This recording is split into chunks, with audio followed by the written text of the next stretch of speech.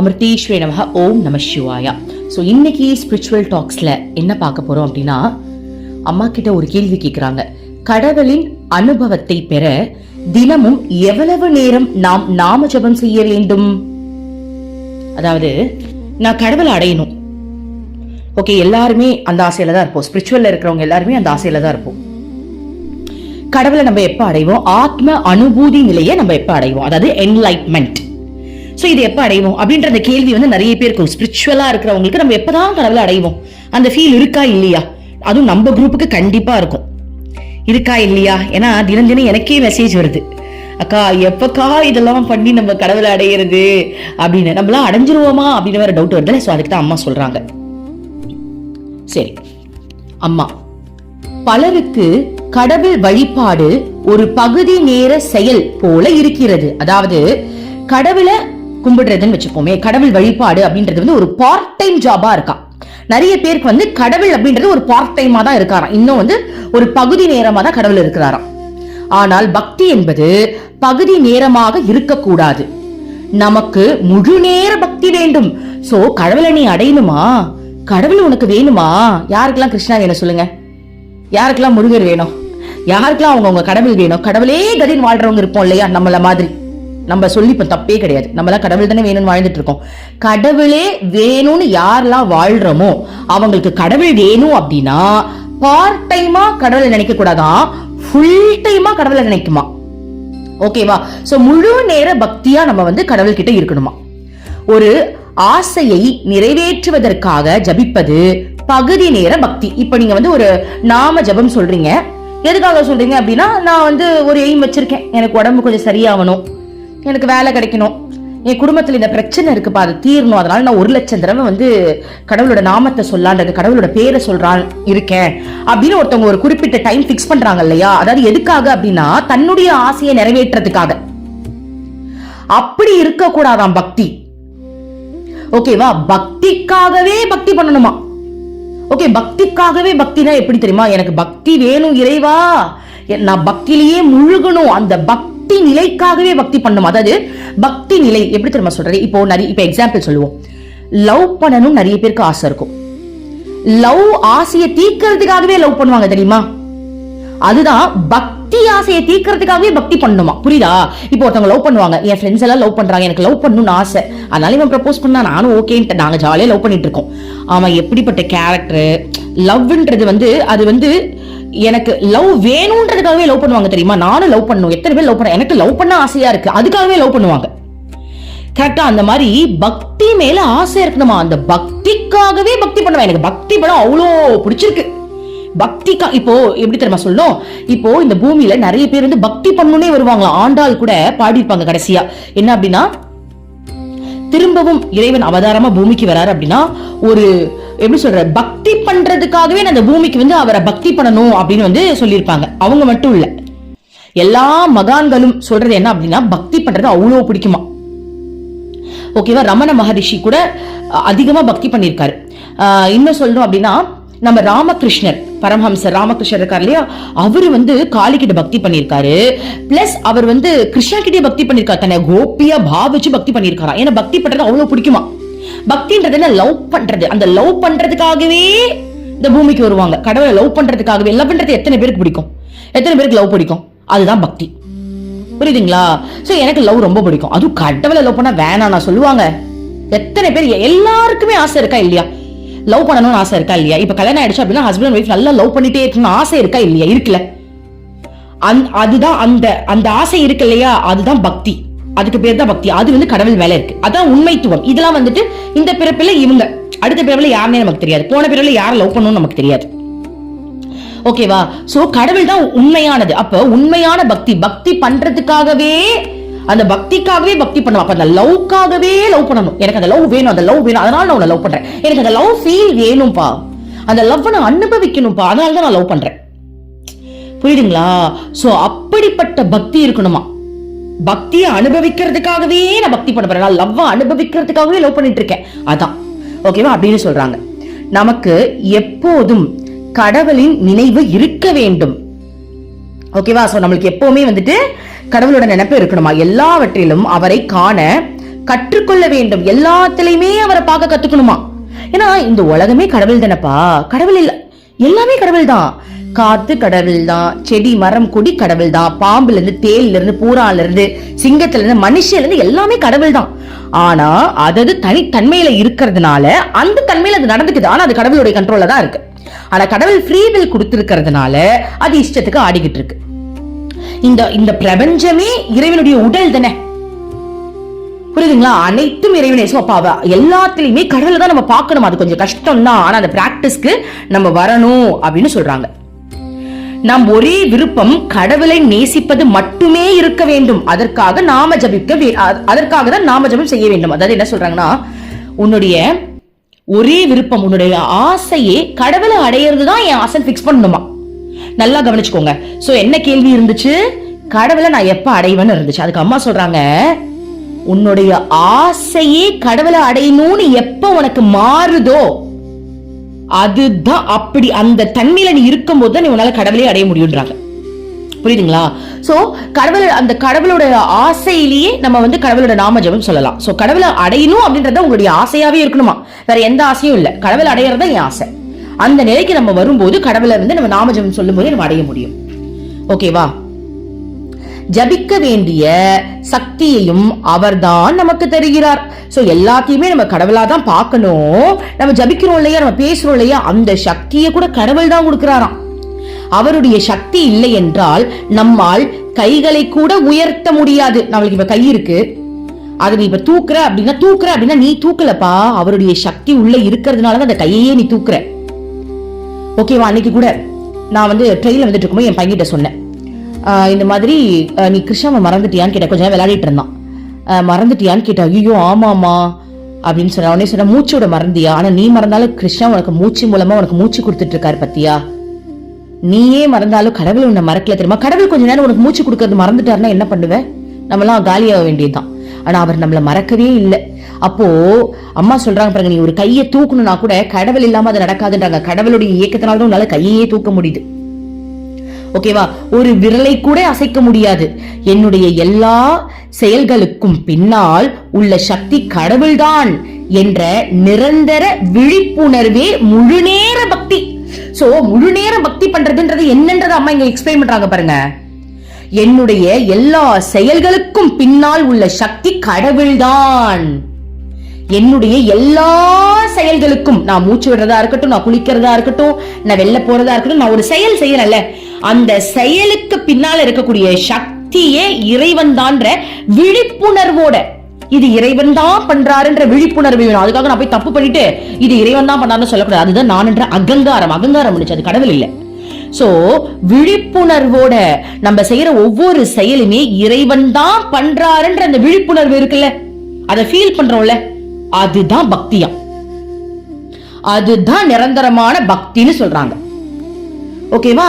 இதனால் உடல், மனம், புத்தி ஆகியவற்றோடு நாம் அடையாளப்படுத்திக் கொள்ளும் நான் என்ற உணர்வு நீங்கிவிடும். சோ நம்ம எப்படி நான் நினைச்சிட்டு இருக்கோம், இந்த உடல்னா, இந்த மனம்னா, இந்த புத்தி நான் நினைச்சிட்டு இருக்கோம் இல்லையா? அப்போ எல்லாமே இறைவன் தான் நம்ம பார்க்கும்போது, எல்லா செயல்களும் இறைவன் தான் செய்யறாரு அப்படின்றத நம்ம உணரும் போது, இந்த உடலை விட்டு, இந்த உடல் அப்படின்ற அந்த ஒரு நிலையை நம்ம மறந்துருவோமா, கடந்துருவோம். அந்த மனம் அப்படின்றத நம்ம கடந்துருவோம், புத்தி அப்படின்றதையும் கடந்துருவோமா. அப்ப அந்த நான் அப்படின்றத உணர்வு ஆட்டோமேட்டிக்கா நீங்குதுன்னு சொல்றாங்க. இப்போ நீங்க ஒரு செயல் செய்யறீங்க, இந்த செயலை அம்மா தான் செய்யறாங்க, கிருஷ்ணா தான் செய்யறாங்க, என் கடவுள் தான் செய்யறாங்கன்றத நான் உணர்றேன்னு வச்சுக்கோங்களேன். அப்ப நான்ன்றது அங்க அழியுதா இல்லையா? கரெக்டா? இப்ப என் பாடியில எல்லாமே இயங்குது, நானா இயக்குற, வேர்வை வருது நானா இயக்குற, பாத்ரூம் வருது நானா அதை இயக்குறேன், நானா அதை மிக்சி போட்டு அரைச்சி பாத்ரூம் வெளில தள்ளுறேன், ஒண்ணுமே நான் பண்ணலையே. அப்புறம் எப்படி இந்த உடல் எந்த நான் சொல்லிக்க முடியும்? இந்த உடல் நான் எப்படி சொல்றது? இந்த உடல்ல வர ஒவ்வொரு வளர்ச்சியும் எதுவுமே நான் பண்றதே கிடையாது. அப்ப அது யார் பண்றது? அந்த உடலுக்கான சக்தி யாரு? இறைவன் தானே. கரெக்டா இல்லையா? இந்த உடலுக்கு உனக்கு சம்பந்தமே கிடையாது. இந்த உடலை பிச்சை போட்டதே கடவுள் தான். ஆனா என் உடம்புன்னு மட்டும் நம்ம சொல்லிக்கிறோம், ஏன் பாடின்னு சொல்லிக்கிறோம். இந்த உடலுக்கு நம்ம என்ன பண்றோம்? மேக்கப் வேணா பண்ணலாம். உடல் உறுப்புக்குள்ள அந்த இயங்குற சக்தி யாரு? யார் ஹார்ட் பீட்டை துடிக்க வைக்கிறது? நீங்க தான் டப் டப்னு அடிச்சு துடிக்க வைக்கிறீங்களா? பம்ப் பண்ணிக்கிட்டே இருக்கீங்களா? ஆர்டிபிஷியல் ஏதாவது கையில வச்சிருக்கீங்களா அமுத்தி அதை பம்ப் பண்றதுக்கு? எதுவுமே இல்லையே. அப்ப இதயம் துடிக்குதுல்ல, அதை துடிக்க வைக்கிறது யாரு? இறைவனுடைய இயக்கம் அது. சோ இந்த உடல், அப்போ எனக்கு நடக்கிற எல்லாமே இறைவன் தான். இப்ப இதயம் துடிக்குது, இறைவன் கொடுக்குற எனக்கு துடிக்க வச்சுட்டே இருக்காரு. எப்பவுமே நம்ம ஒரு கேள்வி கேட்போம், கடவுளே உனக்கு என்ன பிடிக்குமா? நான் ஸ்டில் கேட்டுட்டு தான் இருக்கேன், இறைவா உனக்கு என்ன பிடிக்குமா? அதுக்கு இன்னைக்கு கிருஷ்ணா எனக்கு பதில் சொன்னாரு, உன்னை பிடிக்காமையா உன் மூச்சாவே இருந்து உனக்கு மூச்சு கொடுக்குறேன், உன்னை பிடிக்காமையா உன் இதயத்துல இருந்து நான் துடிச்சுக்கிட்டே இருக்கேன், உன்னை பிடிக்காமையா உன் பாடியில ஒவ்வொரு செல்லையும் மலர வச்சுக்கிட்டே இருக்கேன். ஆமாவா இல்லையா? அப்ப கடவுளுக்கு என்ன பிடிக்குது தானே? இல்ல அது போட்டு தள்ளியிருப்பாரு கிருஷ்ணா. சோ கடவுளுக்கு நம்மள ரொம்ப பிடிக்கும். அதனால இப்போ நான் என்ற இந்த உணர்வை நீ நான் என்ற தன்மையிலிருந்து நீங்க வெளியே வரணும் அப்படின்னா எல்லாமே இறைவன் தான் செய்யறாங்கன்ற அந்த ஃபீல்ல நம்ம இருக்கும்போது இந்த உடல் அப்படின்ற நிலையில இருந்து நம்ம வெளில வந்துருவோம். மனம் அப்படின்ற அந்த நிலையில இருந்து வெளில வந்துருவோம். ஏன் தெரியுமா? மனமே மாயையா போயிடும். ஏன்னா அன்னைக்கு ஒரு நாள் நான் ஒரு எடிட் பண்ணேன். அந்த எடிட்டிங் வந்து நான் அது கடவுள் தான் பண்ணாரு, நான் பண்ணு சொல்லக்கூடாது, எனக்கு அது வரவும் இல்லை, அது கடவுள் தான் பண்ணாரு. திடீர்னு அதை வந்து டெலிட் பண்ணுங்கன்ட்டாங்க. நான் அதை டெலிட் பண்ணேன். மனம் வந்து பாருங்களேன், அது எந்தன்னு தோணாதனால தானே எனக்கு கவலையே வரல. அதாவது எடிட் பண்ணதே கிருஷ்ணா, அது டெலிட் பண்ணதே கிருஷ்ணா, நான் யாரு? நான் ஒண்ணுமே இல்லை. அப்போ அதை எடிட் பண்ணும் போதே அது கிருஷ்ணா தான் பண்றாருன்ற அந்த எண்ணத்தோட பண்ணதுனாலதான் அதை டெலிட் பண்ணும் போது ஈஸியா டெலிட் பண்றோம். இல்லைன்னா நான் எவ்வளவு எஃபர்ட் போட்டு பண்ணேன்னு தெரியுமா? நைட்டு பகல் தூங்காம எப்படிலாம் பண்ணேன்னு தெரியுமா? அதுதான் நான்ன்ற தன்மை. புரியுதுங்களா? அப்ப அந்த மனமும் பக்குவம் அடைஞ்சிருது. எதுவுமே நான் செய்யலன்னும் போது இழப்பு வந்தா கூட கவலை வரல. அப்ப அந்த மனமும் அந்த நான்ன்ற தன்மையில இருந்து வெளில வந்துருது. புத்தியும் எடுத்துக்கோங்க. மனமே அங்க வந்து சமாதானம் ஆயிடுச்சு அப்படின்னா புத்தியை வந்து நம்ம ஈஸியா மாத்திடலாம். மனம் அப்படின்றது வந்து அது நேச்சரா வேலை செய்ய, அது உணர்வு பூர்வமா வேலை செய்யறது. புத்தி அப்படின்றது வந்து அது வந்து ஒரு எப்படி சொல்ற ரூல்ஸ் அண்ட் ரெகுலேஷனை பார்த்து வேலை செய்யறது புத்தி. நாட்டுல எல்லாம் இப்படி இருக்கு, நம்ம மட்டும் டிஃப்ரெண்டா இருக்குமே. மன ரீதியா வேலை செய்யறது ஒண்ணு, புத்தி ரீதியா வேலை செய்யறது ஒண்ணு. லவ்ன்றது மதம் பார்க்காது, ஆனா புத்தி மதம் பார்க்கும், ஜாதி மதம் பார்க்கும். மனம் வந்து அதை பார்க்கவே பார்க்காது, அதுக்கு ஆட்டோமேட்டிக்கா வரும் அந்த உணர்வு. ஆனா புத்தின்றது எல்லாமே பார்க்கும். அப்ப மனம் அப்படின்ற ஒரு விஷயத்தையும் நம்ம வெல்லும் போது புத்தின்றது ஆட்டோமேட்டிக்கா நம்மளால வெல்ல முடியும். ஏன்னா அந்த புத்தின்றது இயங்கவே இயங்காது, எல்லாமே கடவுள் அப்படின்னும் போது புத்தி எங்க வேலை செய்ய போகுது? புத்தி வேஸ்ட். நமக்கு தோணிடும், ஐயே இந்த புத்தி அது எனக்கு மங்குனி புத்தி, எனக்கு தேவையில்லை, அது எண்ணம், அது கற்பனை, அது எனக்கு வேண்டாம். இறைவனை நீங்க முன் வச்சிட்டீங்க அப்படின்னா புத்தி வேலை செய்யாது. ஏன்னா அந்த மனப்பூர்வமா நம்ம இறைவனை எல்லாமே உணர்றதுனால புத்தின்றது நம்மளுக்கு ஒர்க்கே ஆகாது. அப்படி ஓக்கானாலும் நம்மள அது பெருசா எடுத்துக்கவே மாட்டோம். கடவுளே கதின்னு வாழ்றவங்களுக்கு ஜாதி மதம் ஒரு விஷயமே கிடையாது. அப்படி அவங்களுக்கு அது விஷயமே இல்லை. அப்படி எங்க இருந்து அந்த விஷயத்துக்காக அவங்க வந்து நம்ம கிட்ட சண்டை போட போறாங்க, நம்ம கிட்ட வந்து தேவையில்லாத விஷயங்கள்லாம் சொல்ல போறாங்க. புரியுதுங்களா? சோ புத்தி வந்து ஈஸியா வென்றலாம். மனதையே விட்டுட்டோம், புத்தியை விட்டுறதுக்கு எவ்வளவு நேரம் ஆக போகுது? அதான் கான்செப்ட். அடுத்தது, நீங்கள் காளிதாசனின் கதை கேட்டதுண்டா?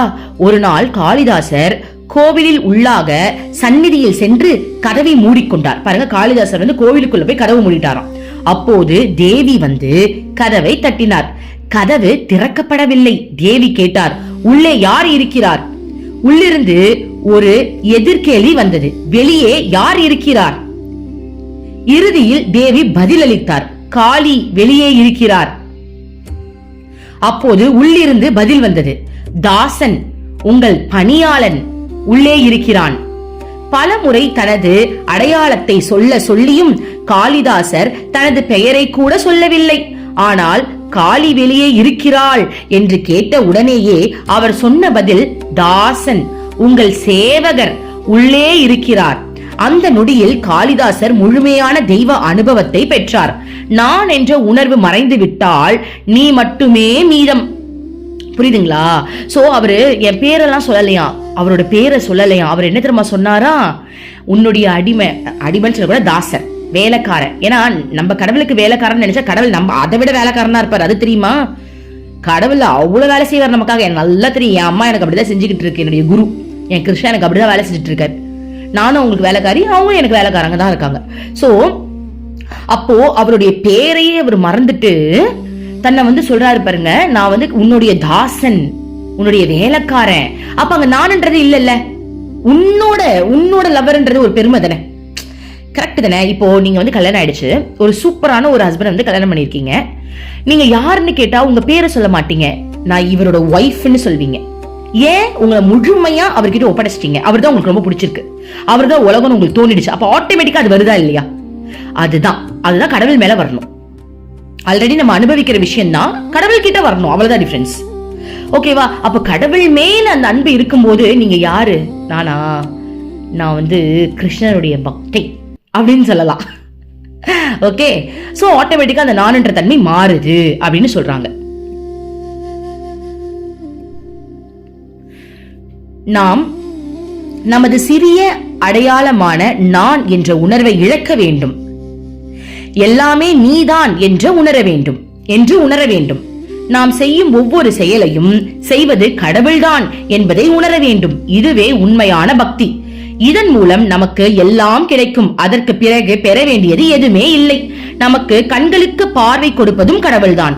ஆகவே நாம் அவருக்கு முன் ஏற்றும் சிறிய விளக்கின் ஒளி அவருக்கு தேவையில்லை. கடவுளுக்கு நம்மிடம் இருந்து எதையும் பெற வேண்டியது இல்லை. ஆனால் கடவுளை சார்ந்து வாழ்ந்தால் நமக்கு தான் பயன் கிடைக்கிறது. நாம் கடவுளுக்கு சமர்ப்பணம் செய்வது நம் சரணாகதியின் ஒரு சின்னமாக தான். அதனால் நம்முள் சரணாகதி உணர்வு வளர்கிறது. அதோடு மட்டுமல்ல, கடவுளின் முன் ஏற்றும் எண்ணெய் அல்லது நெய் விளக்கிலிருந்து ஒரு புகை சூழல் தூய்மைப்படுத்துகிறது. நாம் காணிக்கை கொடுத்து கடவுளை லட்சம் கொடுத்து நமது ஆசைகளை நிறைவேற்றிக் கொள்ளலாம் என்று நினைக்க கூடாது. அதாவது காணிக்கை கொடுத்து லட்சமா கொடுத்து நம்மளுடைய விஷயங்கள் எல்லாம் நிறைவேற்றிக்கலாம் நினைக்க கூடாதான். நல்ல தரமான விதைகள் கூட கையில் வைத்திருந்தால் முளைக்காது. அவற்றை மண்ணில் புதைக்க தயாராக இருக்க வேண்டும்.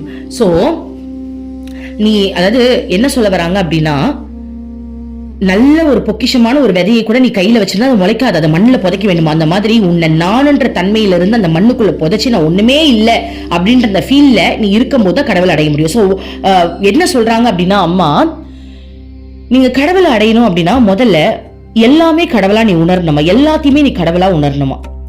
அனைத்தையும் நீ கடவுளாக உணரும் போது நான் என்ற தன்மை அழிந்து விடுறதுனால உனக்கு எல்லாமே கடவுளா தோன்றி கடைசியில நீயே கடவுளோட ஐக்கியம் ஆயிடுவேன்னு சொல்றாங்க. ஓகே, இன்னும் ஒரு சின்ன பேரா இருக்கு, அதை முடிச்சிடலாம். விதைகள் மண்ணில் புதைக்கப்பட்ட பிறகே அவை கனியாக மாறும். அதுபோல நாம் சரணாகதி அடைந்த பிறகே அதன் பலன் கிடைக்கும். அதே போல் என்னுடையது என்ற உணர்வையும் என் ஆசைகள் நிறைவேற வேண்டும் என்ற மனப்பான்மையும் நாம் விட்டுவிட வேண்டும். ஓகேவா? என்னோட ஆசை என்னோடது அப்படின்றதெல்லாம் விட்டுருணுமா. எல்லாம் உன்னுடையது என்றும் உன் சித்தமே நடக்கட்டும் என்றும் என்னும் மனப்பான்மை வளர்த்து கொள்ள வேண்டும். சோ நம்ம எல்லாருமே எல்லாமே நீதான் இறைவா, எல்லாமே உன்னோடதுதான், எனக்கு ஆசைலாம் இல்ல, உனக்கு என்ன விருப்பமோ அது என் வாழ்க்கையில நடக்கட்டும், எனக்கு எங்க வாழ்க்கை இருக்கு அதை நீயே எடுத்துக்கோ, என்ன பண்றியோ பண்ணிக்கோ அப்படின்ற மனப்பான்மை இருக்கணுமா. இந்த சரணாகதி மனப்பான்மை நம்முள் வளர்ந்தால்தான் பக்தி முழுமையை அடையும். சோ இந்த சரணாகதி இருந்தாதான் பக்தியை முழுமை அடையும்னு சொல்றாங்க அம்மா. சரணாகதி இல்லைன்னா பக்தி முழுமை அடையாதா, சரணாகதி இருக்கணுமா, அதுதான் பக்தியாம். அப்போது ஜபம் ஒரு குறிப்பிட்ட நேரத்தில் மட்டும் செய்யப்படும் ஒன்றாக இருக்காது. கடவுளின் நினைவு எப்போதும் நம்முள் நிலைத்திருக்கும். சோ அப்படிப்பட்ட நிலையில இதெல்லாம் வேணும் அப்படின்னா நம்ம நாம ஜபம் அப்படின்றது சும்மா சொல்றதா இருக்காதான், நம்மள மீறி அது அதுவாவே நம்ம வாய் நிறைய வந்துகிட்டே இருக்குமா எப்பவுமே. சோ புரிஞ்சுதா? சோ கடவுளை அடையணும் அப்படின்னா நிறைய பக்தி பண்ணணும், அதை ருசிச்சு ரசிச்சு பண்ணணும், கடவுளை நினைச்சுக்கிட்டே இருக்கணும், எல்லாமே கடவுள்னு நம்ம உணரணும். அந்த உணர்வு நிலையில வாழ்றதுதான் பக்தினே அம்மா சொல்றாங்க. ஓகே, சரணாகதியில இருக்கும் போது அந்த பக்தி முழுமை அடையுதுன்னு அம்மா சொல்றாங்க. ஓகேவா? எல்லாமே கடவுள்னு உணரணும், சரணாகதி மனப்பான்மை வேணும்ன்றாங்க. ஓம் அமிர்தேஸ்வரக ஓம் நம சிவாயா.